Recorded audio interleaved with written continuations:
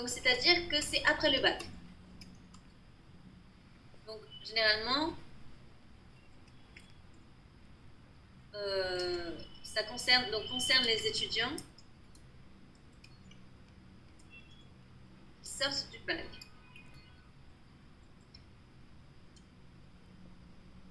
Donc, bac, vous vous rappelez bac? Baccalauréat. Tandis que les formations continues, généralement, c'est une formation pour des salariés ou pour des reconversions professionnelles.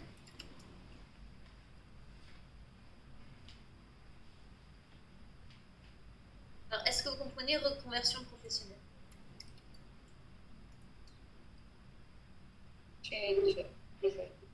Voilà, c'est quand vous voulez changer de métier. Alors, est-ce qu'en Inde, c'est fréquent ou pas? Est-ce que c'est quelque chose de fréquent ou pas, de changer de métier en Inde? Ici, non. Pas trop. En général, vous êtes ingénieur, vous restez ingénieur toute votre vie. C'est vrai que Alors, ça commence un peu. I think it's starting a bit. I heard some stories about engineers who left their job and started the farming in some states and all. And in France, it's very common. They're all in burnout and so they want a peaceful life. Donc, c'est quelque chose d'assez fréquent. Mais même autrement, en France, on va dire que maintenant, c'est assez fréquent que les gens veuillent changer de profession au cours de leur carrière. Donc, par exemple, moi, ma maman, elle travaillait à France Télécom, donc elle travaillait elle était, comment on appelle ça,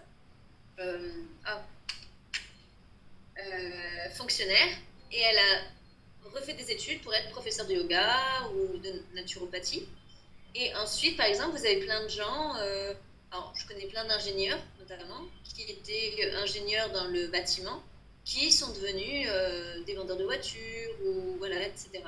D'autres personnes qui étaient infirmiers et qui sont devenus agriculteurs. D'accord? Donc c'est très très fréquent. Et alors en France, vous avez des structures faites pour ça, alors je vais vous montrer.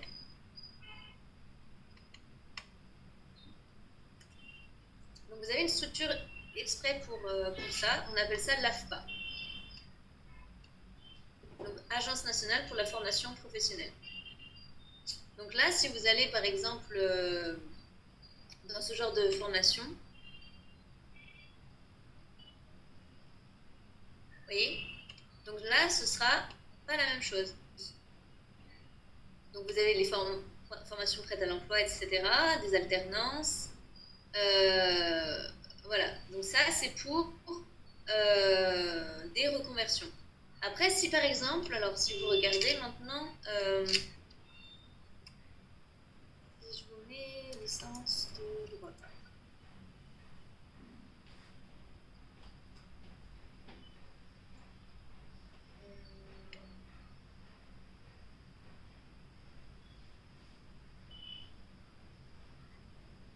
Donc licence de droit, qu'est-ce que ça veut dire licence de droit? To do bachelor degree in law, d'accord? Et bien vous allez voir, donc si vous regardez le programme, donc là il y a le programme, maintenant si je regarde les tarifs, normalement, alors je vous montrerai.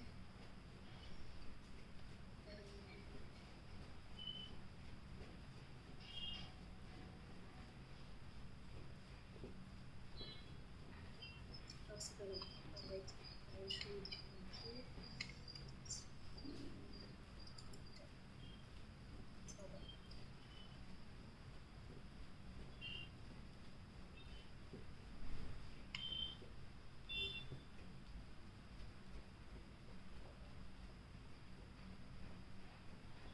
Alors généralement, par exemple, en France, si du coup vous faites des études comme ça, si c'est une reconversion, vous pouvez avoir des financements par des structures du gouvernement.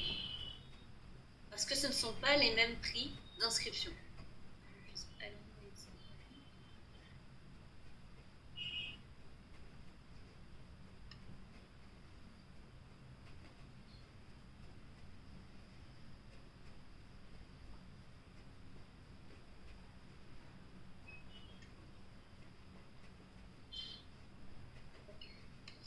cannot get the pages.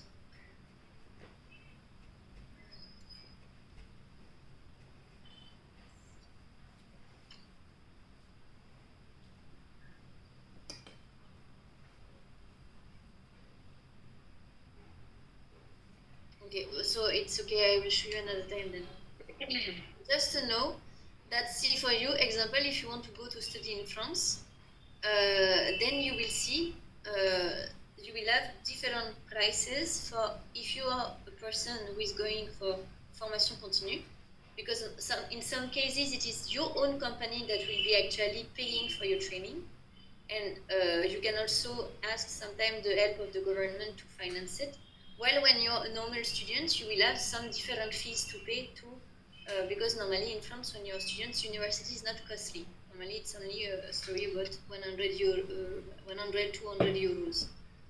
And if you are a scholarship student, it's only 4 euros or 5 euros for the registration. So that's what. D'accord?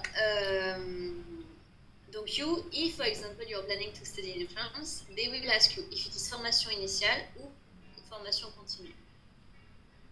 D'accord? Et les financements seront différents. Donc ici on a les deux.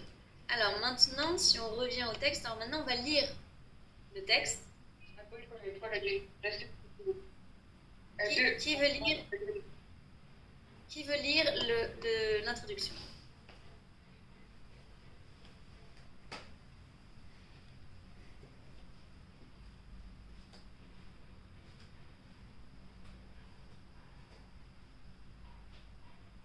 Alors, qui veut lire?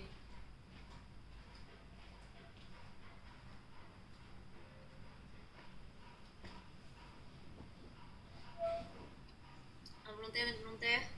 Pratique Chital, est-ce que vous êtes d'accord pour lire l'introduction? Oui, madame. Allez-y. Le France est connu dans un monde entier pour sa gastronomie. Take your time. Est connu dans le monde entier. Entier pour sa gastronomie. Gastronomie. Depuis.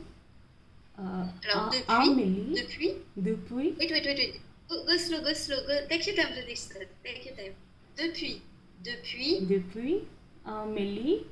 1920, Ferrandi Pere forme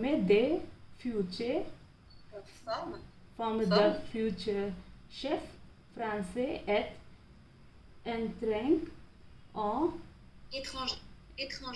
étranger au métier de la gastronomie et de la hospitality management.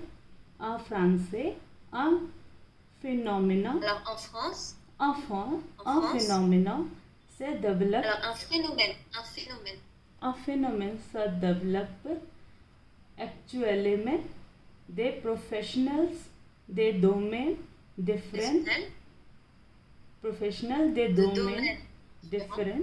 Différents veulent changer de vie et devenir chefs.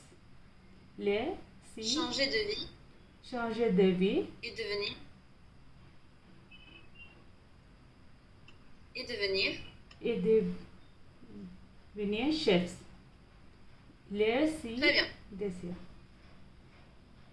Très bien. Alors, donc ici, si on lit l'introduction,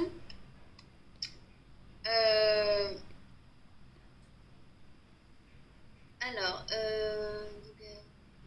l'introduction presse. Alors, est-ce que le phénomène existe dans votre pays? Est-ce que le métier de chef est quelque chose de convoité, de populaire? Est-ce que c'est un métier populaire? Est-ce que c'est un métier qui attire les gens? Est-ce qu'il y a beaucoup de gens qui veulent faire chef en Inde?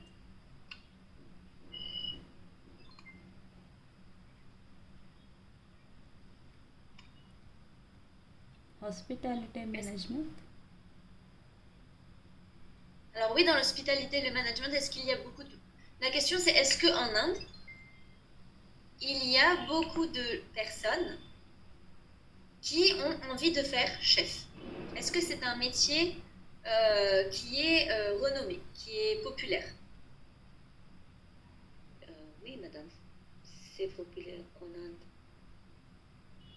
C'est populaire en Inde, d'accord. Et est-ce qu'il y a beaucoup de gens qui... alors, généralement, ils sont chefs, ils veulent faire chef depuis le départ ou c'est une reconversion professionnelle en général en Inde?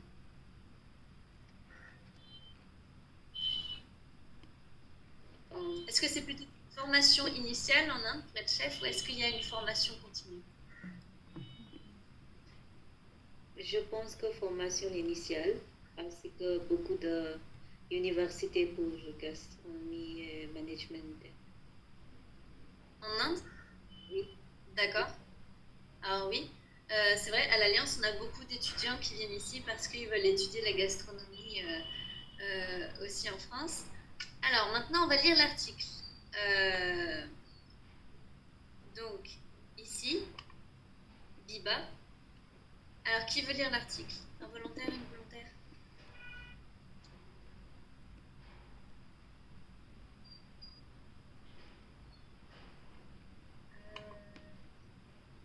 Maliha, est-ce que vous voulez lire peut-être? Oui. Biba, avant, elle était. Avant, don't pronounce the T, just avant. Avant, elle était. Elle était? Elles étaient journalistes, artistes, infirmières. Aujourd'hui, elles sont chefs. Très bien. Chef Ferrandi, l'école. Alors, notre chaise. Chez Ferrandi. Chez Ferrandi, l'école française de gastronomie. On confirme les phénomènes avant on avait des jeunes des gens dans les métiers. Ils voulaient obtenir un diplôme, mais aujourd'hui nous avons des demandes de journalistes, d'artistes, d'infirmières. Quand j'étais infirmière, je m'ennuyais. Je n'étais pas heureuse. Explique Lucie, 28 ans. Elle travaille aujourd'hui dans un restaurant 3 étoiles et Bourgogne. Bourgogne et découvre des nouvelles recettes tous les jours. Sophie a 36 ans. Elle est chef du restaurant à Paris. Il y a quelques années, elle travaillait. Yes, elle travaillait. Elle travaillait pour un journal. Je n'aimais pas vraiment mon travail. Aujourd'hui, je partage ma passion avec mes clients. Clients. Très bien. Alors, première question qu'on vous pose. Alors ici, qu'est-ce que c'est cette partie? À quoi ça correspond, ce passage, cet extrait? Est-ce que ce sont des interviews? Qu'est-ce que c'est? Qu'est-ce qu'on a dans cette partie-là? Interview? C'est pas vraiment des interviews, c'est... Comment on appelle ça quand...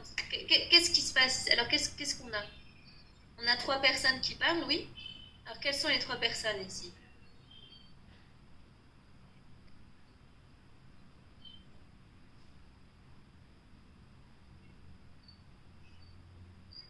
Alors, qui parle en premier là? Alors, Lucie, Sophie, à quoi ça correspond? Qu'est-ce qu'elles font ici, ces femmes? Elle? Comment on appelle ça quand des gens partagent leur expérience? Comment on appelle ça?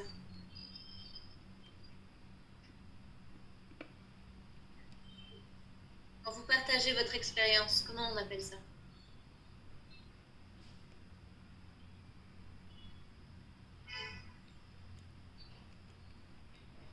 Étudiant le pôle. Regardez, c'est marqué.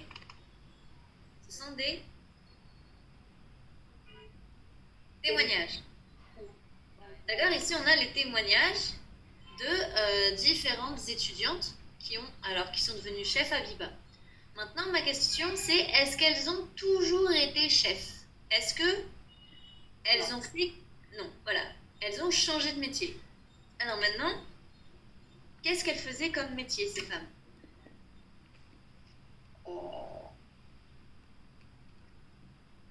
Lucie est infirmière. Oui. Sophie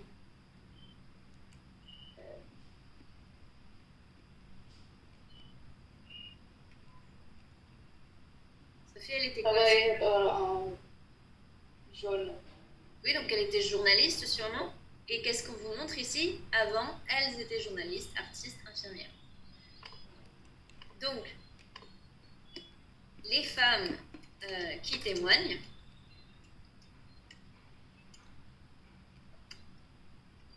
sont alors d'anciennes. Anciennes, ça veut dire old, but in the sense, they are not anymore. D'accord? Donc d'anciennes infirmières. Infirmière, vous vous rappelez ce que c'est infirmière? C'est celle qui travaille à l'hôpital? Nurse. C'est très bien. Journaliste et artiste. D'accord?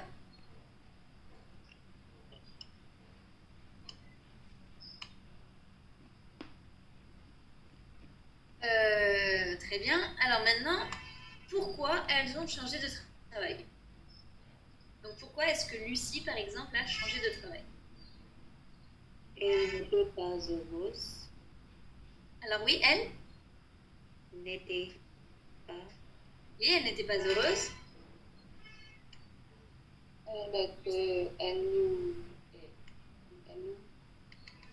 Elle était? Ennuyée. Et elle s'ennuyait. Très bien. Donc Lucie a changé de métier car donc, elle n'était pas heureuse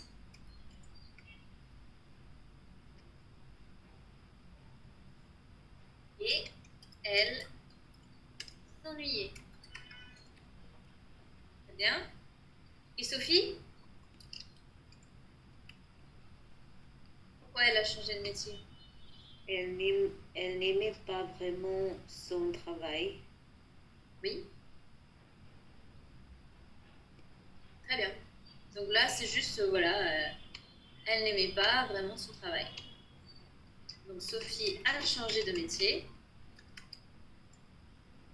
car elle n'aimait pas vraiment son travail.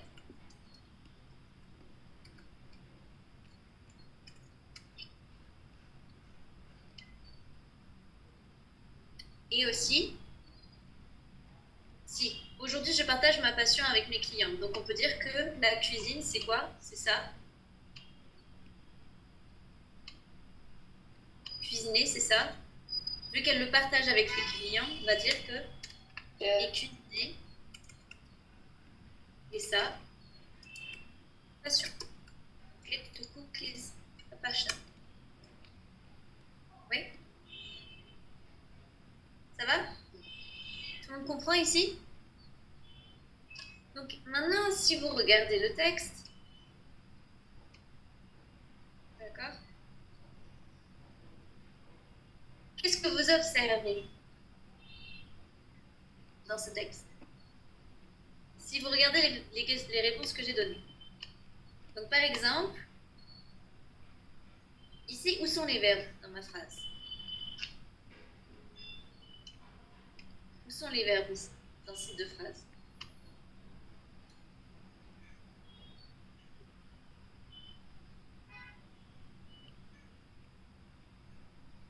sont les verbes?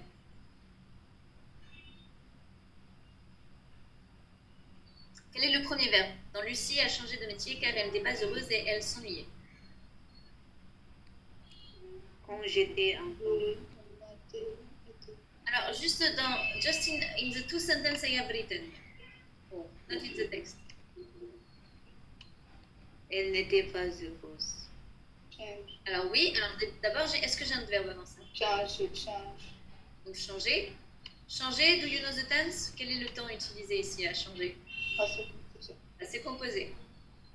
Était, yet you don't know. Et un autre verbe dans cette phrase? Ennuyé. S'ennuyer. S'ennuyer. Elle s'ennuyait. Très bien. Donc, elle n'était pas heureuse.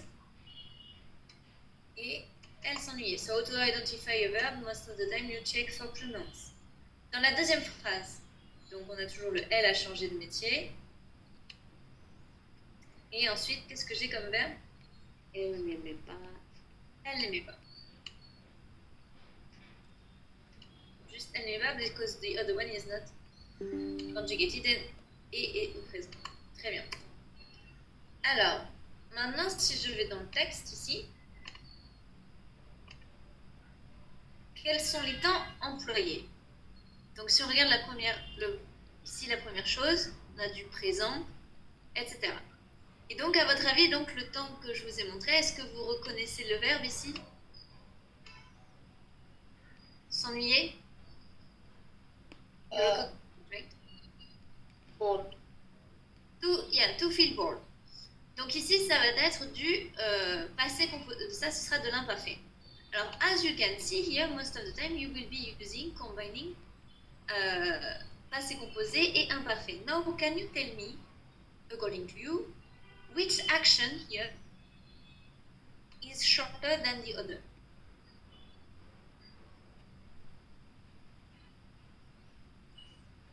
A changé.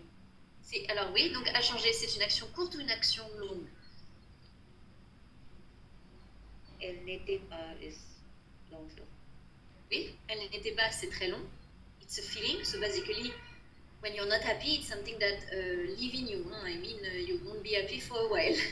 It's not like suddenly you become happy. Till you don't do any change, you're not happy. Elle s'ennuyait. Est-ce que c'est long ou est-ce que c'est court? Non. C'est plutôt long. Très bien. Maintenant, à changer de métier, est-ce que c'est long ou est-ce que c'est court? Court. C'est plutôt court. Très bien. Donc, déjà, vous voyez l'imparfait, donc les deux temps, passé composé et imparfait, sont tous les deux des temps du passé. Mais le passé composé est utilisé pour des actions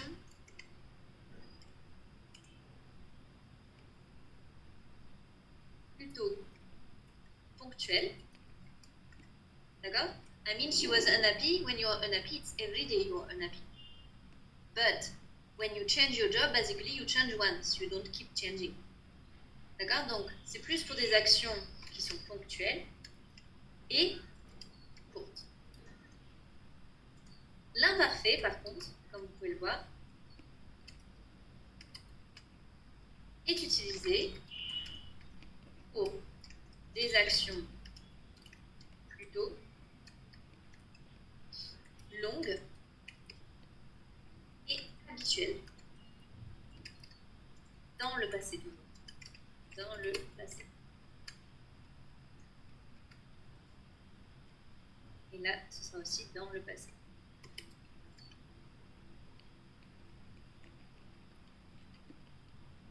Oui?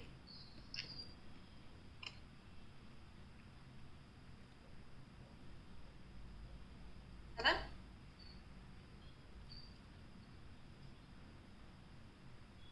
Oui?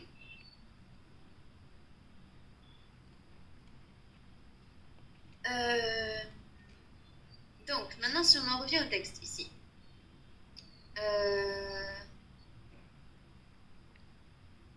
Alors, si vous repérez... Alors maintenant, on va repérer les verbes à l'imparfait, justement. Alors, essayez de les identifier, ces verbes, dans le texte. Donc là, je vais faire la liste des verbes à l'imparfait.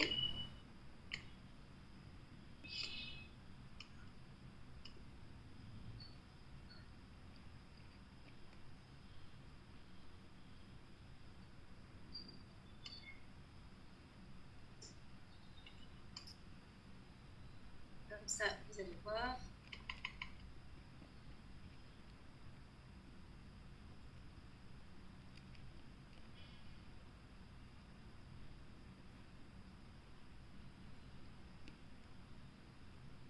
Donc ici, par exemple, je vous ai déjà donné le il, elle n'était.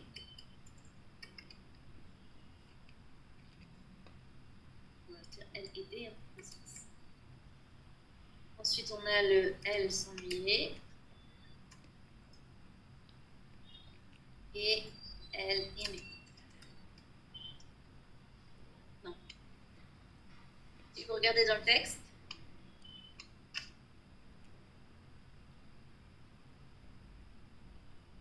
qu'est-ce que vous observez sur comment les retrouver? How can you find them in the text? What do you observe? Most of the verbs, what do they contain here? Pour imparfait. Yes. AIT. AI, yes. After there is an ending, different ending, but they all have AI. Donc what is, so in order, try to give me the verbs that are conjugated in imparfait in the text. Quels sont les verbes conjugués à l'imparfait, d'après vous? On avait. On avait, très bien. Donc on a le on avait. Donc le on avait qui sera au même niveau que les elle. On avait. Ensuite, pas d'autre. Travailler. Alors, Travailler. alors Vouloir. non, essayez dans l'ordre. Donc, où c'est que vous voyez travailler? Alors non, elle travaille. Si, Rupini, elle travaille, you don't have le AI in it, right? I mean, le AI is before. It belongs to the verbal base. No, ma'am, below that, the second last line. Elle. Oh oui, elle dog. travaille. Très bien. Oui, très bien. Donc oui, elle travaillait.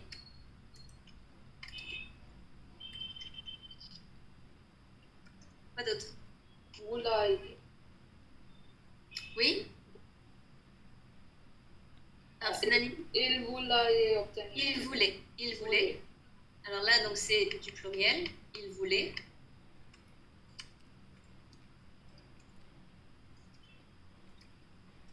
Ensuite,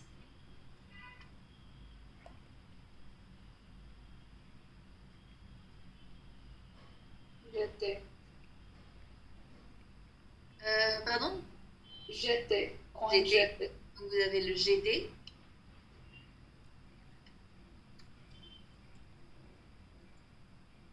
Et ensuite,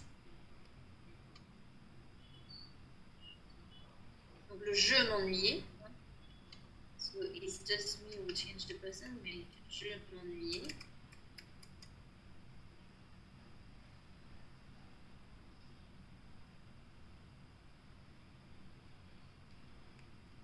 Encore une fois, le j'étais, donc dans je n'étais pas heureuse. Ma'am, je n'aimais pas. Can we say that as well, ma'am? Je n'aimais Je n'aimais pas, donc c'est j'aimais, hein, du coup, c'est juste que là c'est la forme négative. Donc j'aimais. Donc si maintenant je vous montre ce que j'ai marqué.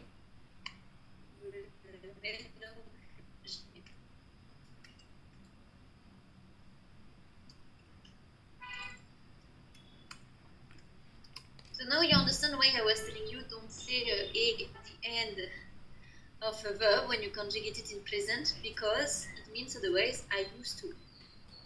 D'accord. Si je dis, par exemple, most of you, sometimes when you speak, you will say j'aimais jouer au football. If you say j'aimais, see, it will be this form. For me, it sounds like if you are telling this when you say. Also be very careful here. Don't be confused with jamais. J'aimais et jamais. J'aimais, I used to like. Jamais, never. Right? And spelling is different. D'accord? Faites attention. Be very careful with that. Donc, est-ce que vous pouvez m'expliquer maintenant la conjugaison donc de l'imparfait? À votre avis, how does it work?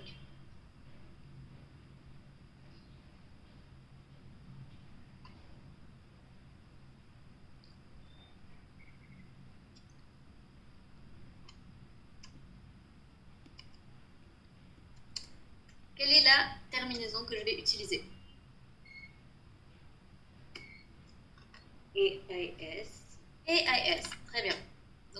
AIS. Donc là, you don't have in the text, but I gave it to you. Tu étais, Toi parler. tu t'ennuyais.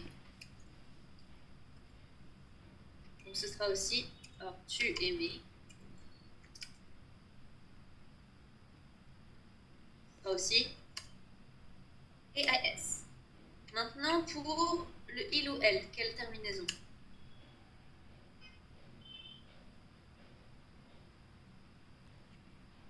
AIT. AIT. Très bien, AID. Maintenant, alors celui-là, vous ne l'avez pas, mais ce sera nous étions. Nous nous ennuyions. Nous nous ennuyions.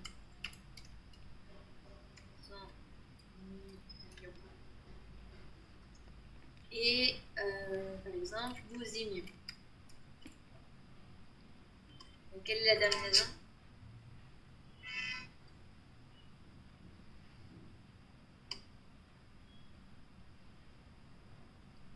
IONS.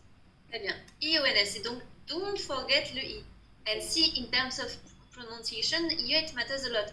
Because see, if I say nous aimons is present. Nous aimions, ceci, il y a le ye, nous aimions, it become past. D'accord?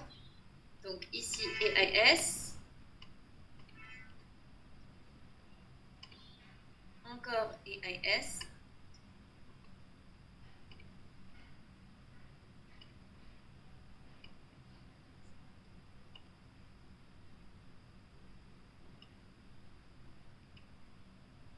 Ici, on a AIT.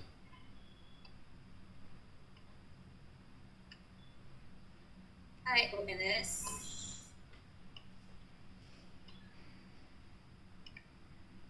Et vous, donc ce sera nous, pardon, vous étiez,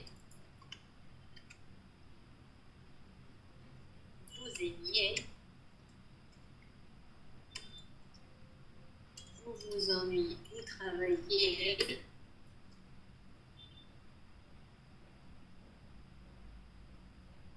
Donc ici, la terminaison, c'est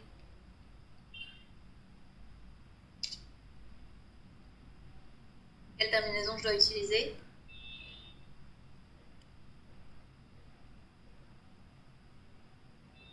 IOZ. EZ.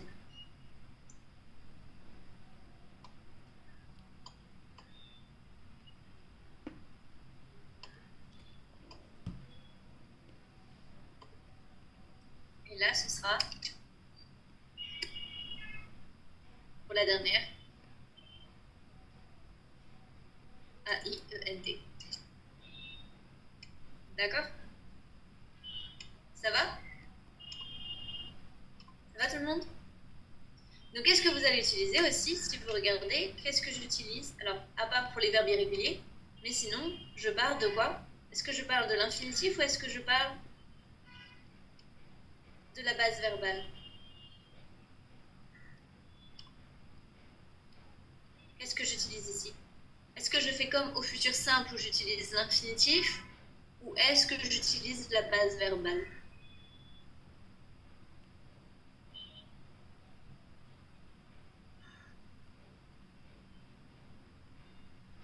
Si au futur, quand vous utilisez le futur simple, vous dites je ferai, tu feras, il fera, Per simple. je ferai. Hein? Per simple per basis. La base verbale. Per Oui. simple. Donc ici, vous voyez, vous n'avez pas le ER. Je ne garde pas le ER, je n'utilise pas IR. Donc ici, on utilise la base verbale. Base verbale plus terminaison. Donc je vous les rappelle encore une fois pour les mettre en plus les terminaisons. Donc encore une fois, hein, AIS, AIS, AIP, IONS, IEZ, AIENT. Et donc c'est ici où c'est très important de faire la différence entre les verbes du deuxième groupe et les autres verbes. Pourquoi? Attention, pour les verbes du deuxième groupe.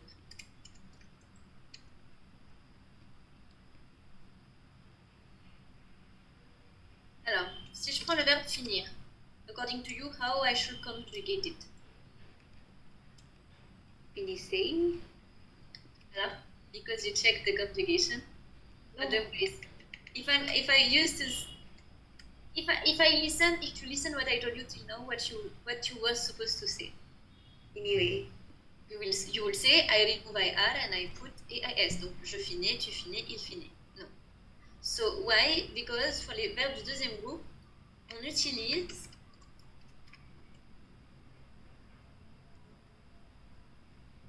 la base verbale de nous. Donc c'est-à-dire le ISS. D'accord? Ce qui veut dire que si je prends le verbe finir, ça deviendra je finissais, tu finissais, il finissait, nous finissions, vous finissiez et il finissait. Oui? Si here I'm not using, je n'utilise pas le, je dois rajouter donc le ISS qui vient de finir. Finissons.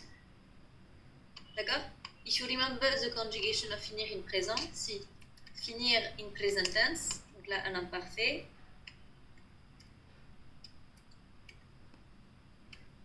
et là au présent,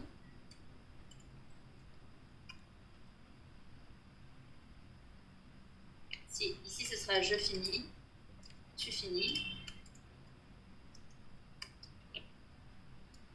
il finit, et le 2S comme uniquement pour le pluriel.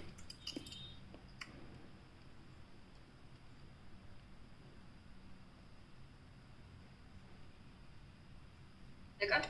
Donc, regardez bien, c'est bien cette forme que j'ai là avec au pluriel. D'accord? Oui? Ça va tout le monde? Et what I am telling, it's very important for you now to know the difference between verb that ends in IR and belongs to second group and verb that end in IR and belongs to the third one is because the one that belongs to the third one, like if I take partir, it doesn't belong to second group, but it ends in IR. And see what will be the conjugation, it will be je partais, tu partais, il partait, etc. Nous partions. Vous partiez. Il partait. Ça, vous voyez, c'est du troisième. Now you understand why I was very insisting on the fact that you have to check if it belongs to second group or not, because here you will see the difference of conjugation, especially. Partir is third group, it's not second group, even if it ends in IR. And as you can see, I won't be using the finis in it. The son is won't come. Ça va? Yes, Suzanne? Yes, you're fine? I feel like you're maybe confused. No? No, I didn't get what you just said, the last point. The last point I said, that's why here, you remember I was telling you, so at the beginning when I was teaching you the conjugation in present, I was insisting on the fact that not all the verbs that end in IR belongs to second group, right? And here you see why I was insisting on it, because if they are not from the second group, you won't have here the is that will come. If they are ending in IR but they belong to third group, you will never find, you won't have to think about adding is in between. You can go directly for the normal conjugation. So instead of finissons, it will be finissons, it will be finis. No, not finissons. No, that's what I'm saying. Instead of that, it will be this. Otherwise, we would have thought that we have to use that. Exactly. I understand. What I wanted to tell, see, for example, if you don't know that partir, it's not a verb of the second group, you may feel, okay, I have to say je partissais, tu partissais, il partissait. Right? But it won't be that. It will be je partais, tu partais, il partait. Why? Because it doesn't belong to the second group. It belongs to third group. Same thing with most of the verbs. Venir, it ends in IR, but you won't have le is in it. Je venais, tu venais, il venait, nous venions, vous venez, il venait. D'accord? And one more thing, see, what I am insisting on is this sound, et. Je finissais, tu finissais, il finissait. You will have le son et coming, and that's why I was from the beginning correcting you when you were telling, for example, je parlais français. If you say je parlais français, it will sound like I used to speak French, but now I can't. You got my point? Donc voilà pour l'imparfait. Alors, I will just add something here. Donc, you will have also to remember that we use it also. Donc for habits in the past, but also for description, pour les descriptions dans le passé.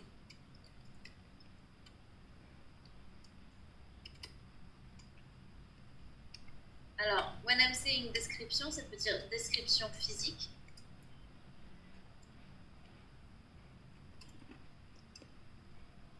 De quelqu'un, par exemple. Le caractère. Mais aussi les paysages. D'accord? Le temps, etc. Comment c'était? So mostly, for example, if you're speaking about your childhood memories, you will be using imparfait. So we'll do a small break now. So did you understand how to use imparfait, how to conjugate it? Ça va? See, it's not that difficult, right? I mean,